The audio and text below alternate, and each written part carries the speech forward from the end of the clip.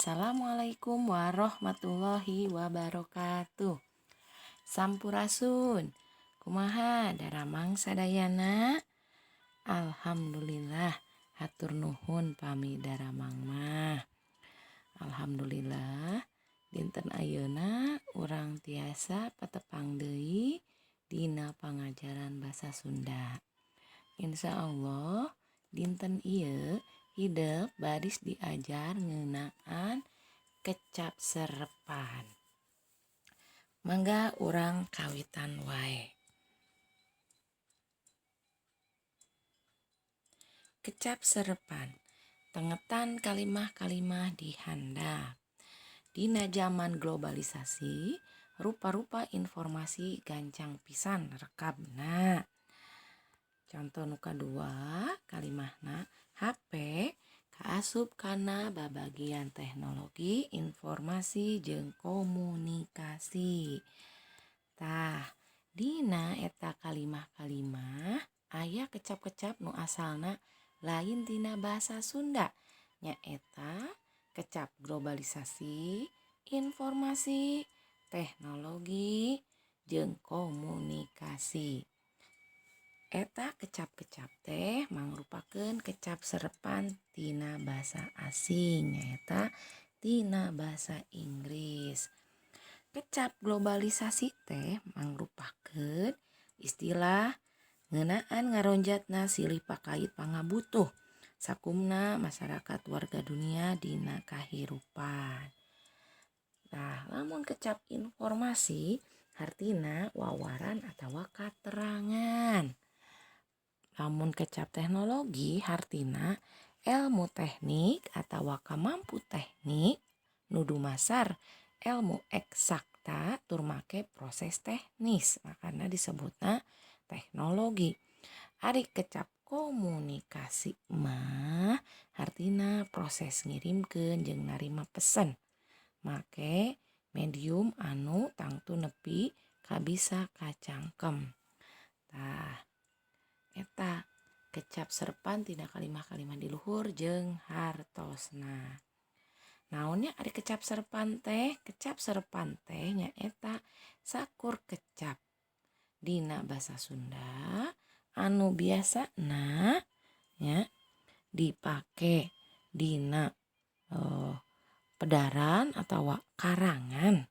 Tah, anu asalna tina basa sejen, tina basa asing. Saperti tina basa Arab, tina basa Inggris, tina basa Walanda, tina basa Portugis, tina basa Cina, tina basa Sanskerta, tina bahasa Prancis, tina bahasa Laten jeung saterusna. Tah, langsung wae. Tengetan kecap-kecap serepan tina sababaraha basa di handap ieu. Tah, di dieu aya kecap-kecap serepan tina sababaraha basa. Anu kahiji kecap serepan tina basa Arab. Aya abdi, abdi teh artina kuring, abu bapa, ahir pandeuri, akal pikiran, alim luhur ilmu agamana, sanes alim embung nya. Terus kecap serepan tina basa Sanskerta aya adipati nyaeta gelaran bupati baheula, aya agama kepercayaan kanu Maha Kuasa, aya aksara gambar sora huruf, asrama panganjerkan murid, polisi, tentara jeung saterusna.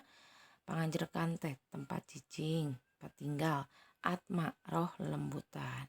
Tah, aya kecap serepan tina basa Walanda, aya agen, aya agresi, aya akte, aya album, aya anduk. Tah, di dieu aya sareng hartosna. Nu salajengna kecap serepan tina basa Cina, bolai. Bolai teh teu jadi, tah eta teh geuningan tina bahasa Cina. Cap, cap teh stempel, terus aya cap gome. Cap gome teh nya pesta agama Konghucu 15 poe sabada tahun baru Imlek. Nah, sok hujan wae Imlek mah. Cengkau nyata tukang ngadagangkeun barang batur ngarah batina. Calo atunya dacin. Nah, terus gongseng. Terus aya naon deui eta teh loteng nya. jeung lain sajabana. Terus aya kecap serepan tina basa Inggris. Ya, ieu sering basa Inggris mah agen, komputer, airport, hidden bodyguard. Terus aya kecap serepan tina basa Latin, anu aya amoniak, aya anatomi, aya anti, aya diploma. Terus aya kecap serepan tina basa Prancis contohna amplop, apel, sanes apel ieu mah nya ngumpul pikeun di absen. Aya blokir, aya federasi, aya final. Terus nu terakhir aya kecap serepan tina basa Portugis nyaeta almari, lomari atunya, antero, bako, buludruk sareng dadu. Tah eta contoh-contoh kecap serepan ti sababaraha basa anu diserep ku basa Sunda sareng sok dianggo dina boh dina dadaran atau karangan boh dina urangnya paguneman obrolan sapopoe. Tah ayeuna mangga buka buku ya, buku paket bahasa Sunda, diajar bahasa Sunda kelas genep SD atau MI. Buka kaca ya. Kaca 78 aya latihan hiji. Prakteangan ku hidap kecap serepan tina wacana pop Sunda napak zaman jeung globalisasi. Tuluy jeung kalimahna. Jadi hidap kudu maca heula ya. Maca heula wacana ya.